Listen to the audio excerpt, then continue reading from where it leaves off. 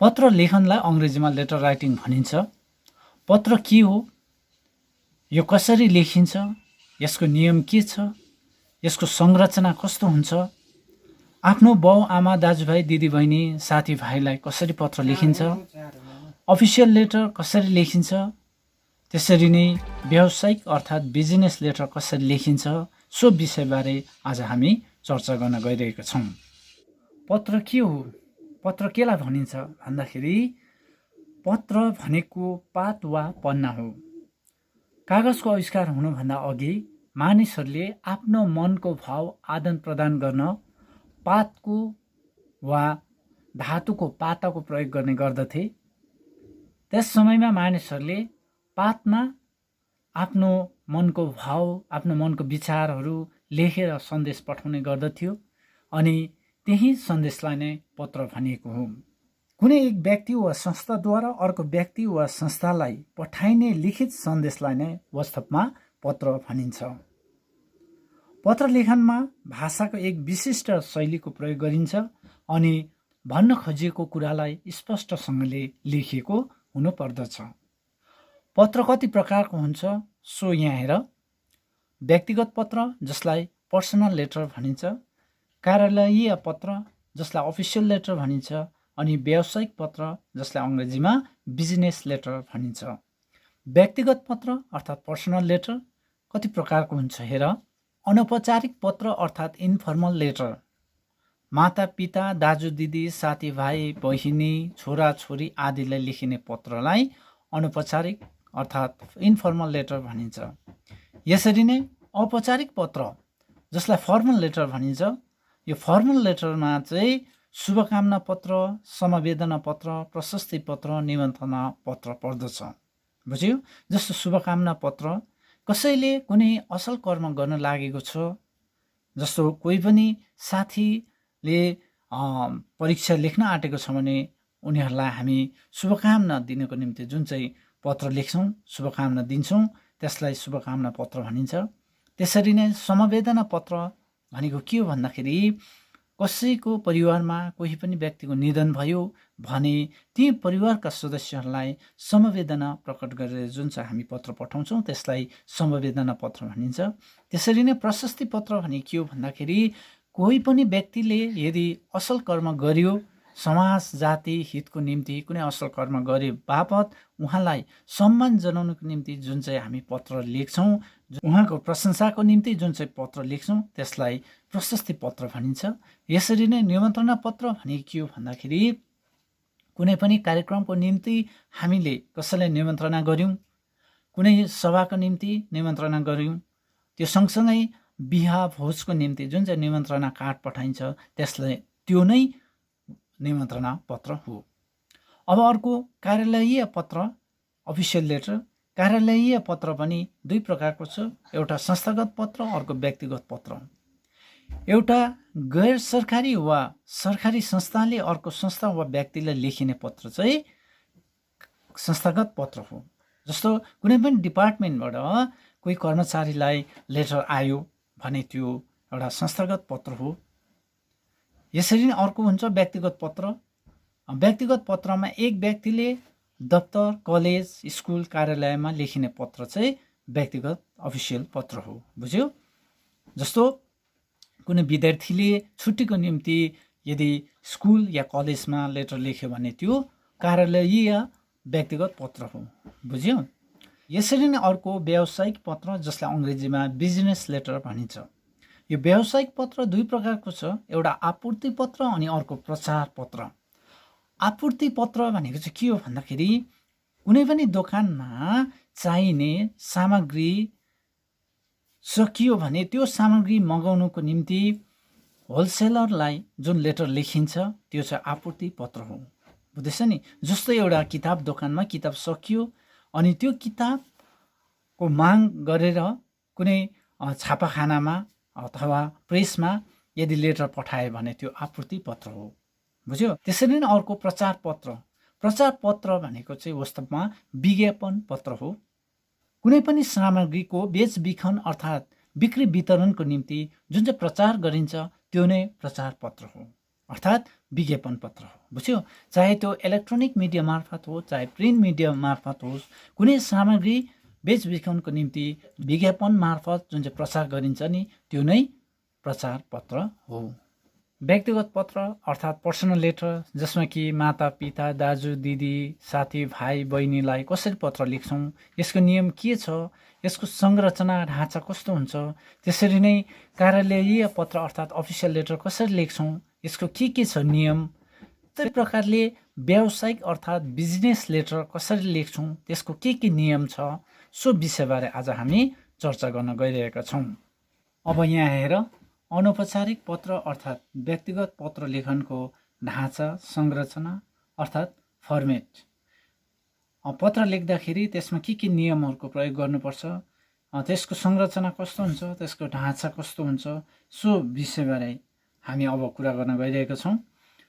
पत्रमा पहिलो नम्बर 1 मा देशकाल हुन्छ, त्यसपछि नम्बर 2 मा सम्बोधन र शिष्टाचार, नम्बर 3 मा औपचारिकता, नम्बर 4 मा सन्दर्भ सन्देश, नम्बर 5 मा समापन, नम्बर 6 मा सम्बन्ध ज्ञापन अनि नम्बर 7 मा ठेगाना लेखिएको हुनुपर्छ।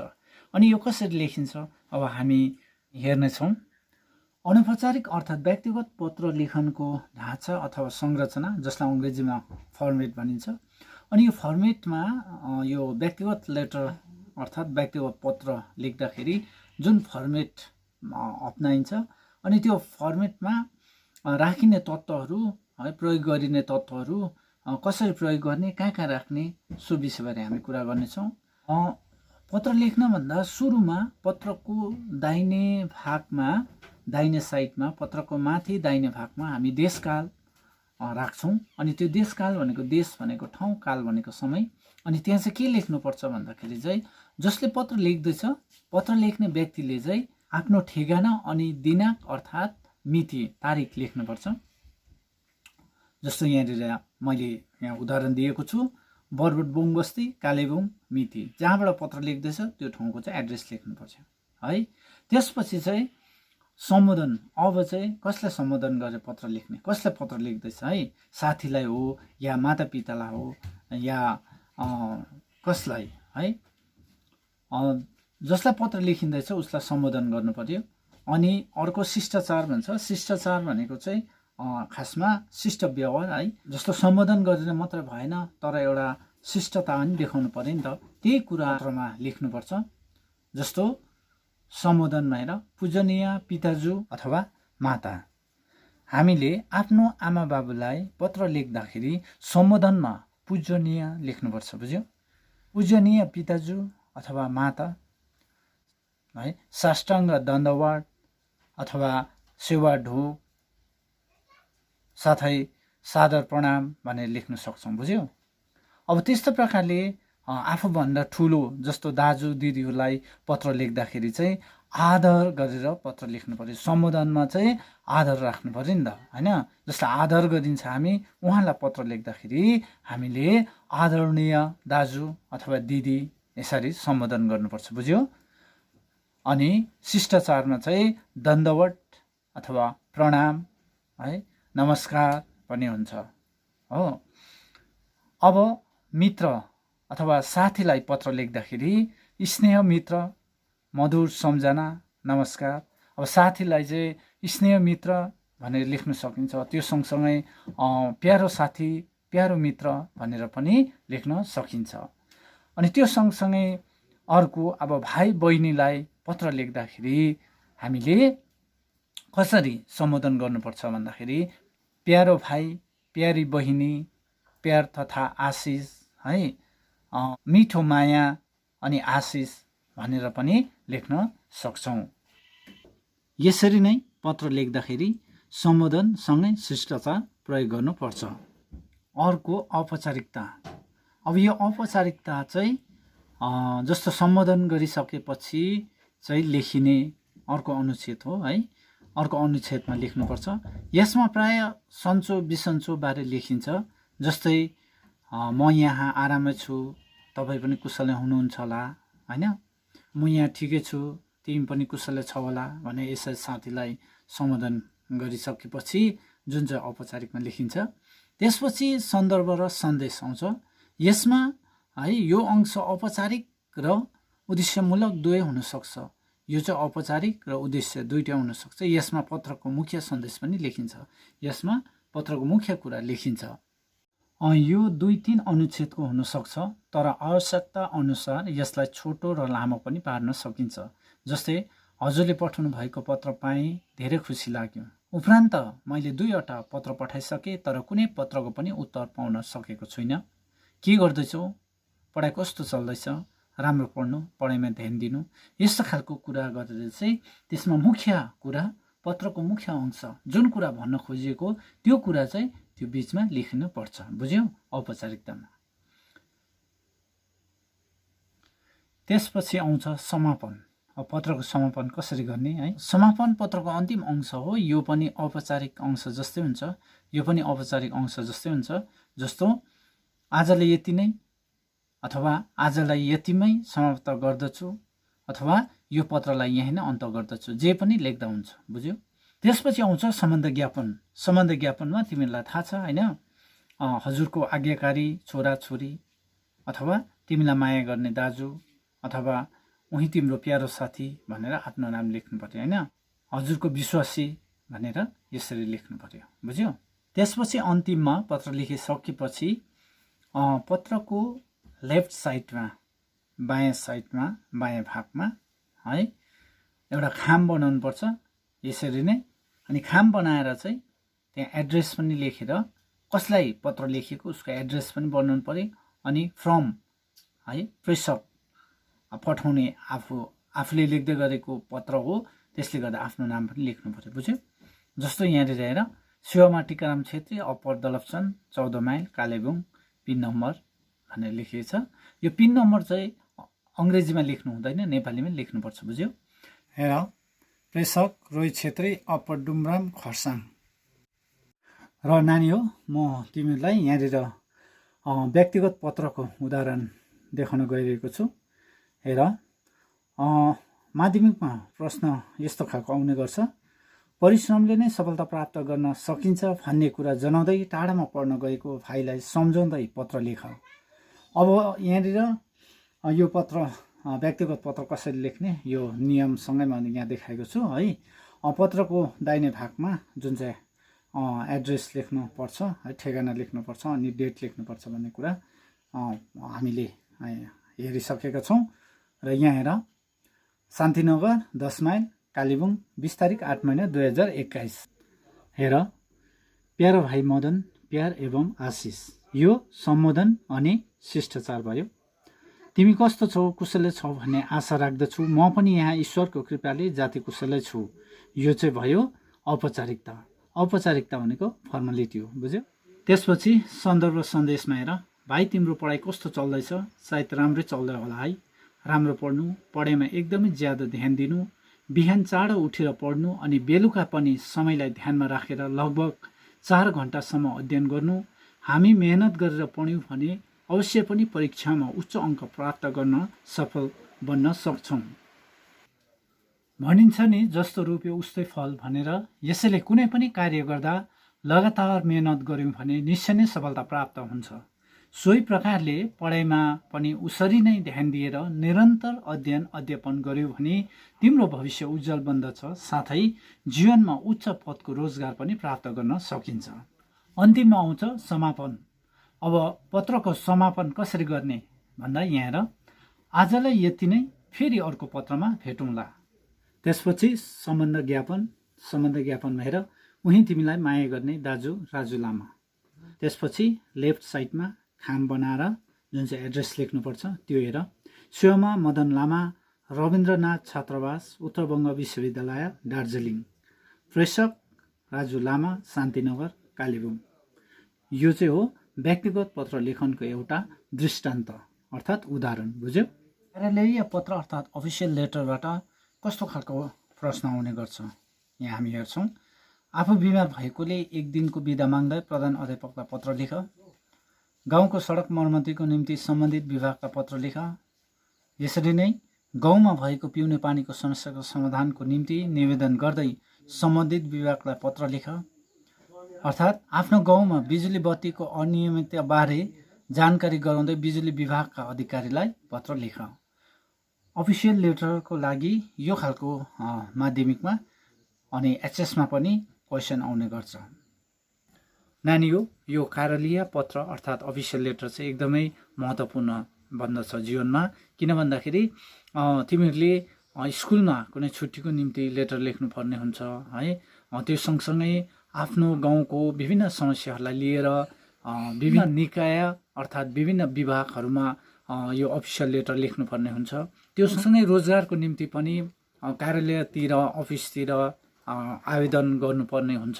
त्यसले गर्दाखेरि यो अफिसियल लेटर चाहिँ एकदमै मुख्य कुरो हो। उच्च माध्यमिक तहको परीक्षामा अफिसियल लेटरबाट नै क्वेसन आउने गर्छ है। त्यसले गर्दा यो अफिसियल लेटरलाई पनि उत्तिकै ध्यान दिन आवश्यक छ। अफिसियल लेटरको एउटा उदाहरण हेर्नेछौँ यहाँ हेर। जस्तै यो चाहिँ छुट्टीको निम्ति स्कुललाई लेखेको पत्र बुझ्यौ। त्यसको लागि पहिला माथि राइट साइडमा डेट लेख्यो है, मिति लेख्यो अनि त्यसपछि चाहिँ यतापट्टि सम्बोधनमा यहाँ स्योमा प्रधान अध्यापिका अनुज एसयुएमआई निमोङ कालेबुङ। त्यसपछि विषय लेख्नु पर्यो। विषयमा एक दिनको बिदाबारे निवेदन पत्र। हेर महोदय, हजुर समक्ष विनम्र बिन्ती गर्न चाहन्छु। हिजो बेलुकीदेखि अत्यधिक ज्वरो आएको हुनाले म आज आफ्नो श्रेणीमा उपस्थित हुन सकिनँ। यसर्थ मलाई कृपया एक दिनको निम्ति छुट्टी दिनुहुन भनी सविनय बिन्ती टक्राउँदछु। धन्यवाद। हजुरको आज्ञाकारी छात्र मिलन सुब्बा, क्रम सङ्ख्या 13, 9 श्रेणी। अब अर्को उदाहरण, यो चाहिँ सडक मर्मतीको निम्ति निवेदन पत्र बुझ्यो। जस्तै हेर दिनाङ्क 15 तारिक 9 महिना 2020 सेवामा खण्ड विकास अधिकारी कालेबुङ खण्ड 1 कालेबुङ। विषय अब यसरी सेवामा लेखिसकेपछि तल विषय चाहिँ लेख्नै पर्छ, सब्जेक्ट है। विषय सडक मर्मतीको निम्ति निवेदन पत्र। हेर महोदय, हामी पाब्रिङटार निवासी हजुरलाई यो अवगत गराउन चाहन्छौँ कि पाब्रिङटारदेखि निमुङ बजारसम्म जाने सडकको एकदमै दुरवस्था बनेको छ। यो वर्षको बर्खे फलबाडीले जताभावी खाल्डाखुल्डी भएको हुनाले गाडीमा आवाज जावत गर्न साह्रै अप्ठ्यारो भएको छ। यसका साथै गाउँका बासिन्दा अनि विद्यार्थीहरूले यातायातमा धेरै समस्याहरू झेल्न परिरहेको छ। यसर्थ ग्रामवासीले झेल्न परिरहेको समस्यालाई मध्यनजर राखी उक्त सडकलाई पुनः यातायात गर्न योग्य हुने गरी मर्मती गरिदिनु हुन सविनय बिन्ती टक्राउँदछौँ। धन्यवाद। हजुरको विश्वासी सम्पूर्ण गाउँलेको पक्षमा धीरज तामाङ। यसरी चाहिँ अफिसियल लेटर लेख्नुपर्छ। यहाँनिर कार्यालय पत्र अर्थात् अफिसियल लेटर लेख्दा विशेष गरेर यो आवेदन गर्दा कुन समस्याको निम्ति कुन अधिकारीलाई पत्र लेख्ने सो विषयबारे यहाँ देखाएको छ। तो पिउने पानीको समस्याको समाधानको निम्ति सम्बन्धित निकायलाई पत्र लेख भनेको छ भने कसलाई लेख्नुपर्छ भन्दाखेरि सेवामा प्रमुख अभियन्ता अभियन्त्रित कार्यालय पिएचई कालेबुङ। विषय पिउने पानीको समस्याको समाधानको निम्ति निवेदन पत्र भनेर चाहिँ सुरु गर्नुपर्छ। यसरी नै बिजुली अनियमितताबारे निवेदन पत्र कसलाई चढाउने भन्दाखेरि सेवामा प्रमुख अभियन्ता अर्थात् प्रबन्धक विद्युत विभाग कालेबुङ। यसरी नै पहिरो पीडितहरूको राहत वितरणको निम्ति निवेदन पत्र लेख भनेको छ भने त्यसमा कसलाई लेख्ने भन्दाखेरि खण्ड विकास अधिकारीलाई लेख्नुपर्छ। सेवामा खण्ड विकास अधिकारी कालेबुङ खण्ड 1 कालेबुङ जिल्ला। यसरी नै कहिलेकाहीँ बोट बिरुवा रोपनको निम्ति सम्बन्धित विभागलाई बिरुवा माग गर्दै पत्र लेख भनेर आएको हुन्छ। त्यति बेला कसलाई लेख्ने भन्दाखेरि सेवामा वन अधिकृत वन विभाग कालेबुङ। स्वास्थ्य सम्बन्धी ज्ञापन पत्र स्वास्थ्य विषयले लिएर सम्बन्धित निकायलाई पत्र लेख भनेको छ भने कसलाई लेख्ने भन्दाखेरि सेवामा प्रमुख चिकित्सा अधिकारी कालेबुङ जिल्ला अस्पताल कालेबुङ। कहिलेकाहीँ नगरपालिका क्षेत्रमा भएको पानीको समस्याको समाधान सँगसँगै सडक मर्मतीको मागको निम्ति सम्बन्धित निकायलाई पत्र लेख भनेर क्वेसन आएको हुन्छ। त्यति बेला चाहिँ नगर अध्यक्षलाई पत्र लेख्नुपर्ने हुन्छ। सो यहाँ हेर सेवामा नगर अध्यक्ष कालेबुङ नगरपालिका कालेबुङ अनि विषय के हो त्यो विषय लेख्नुपर्छ।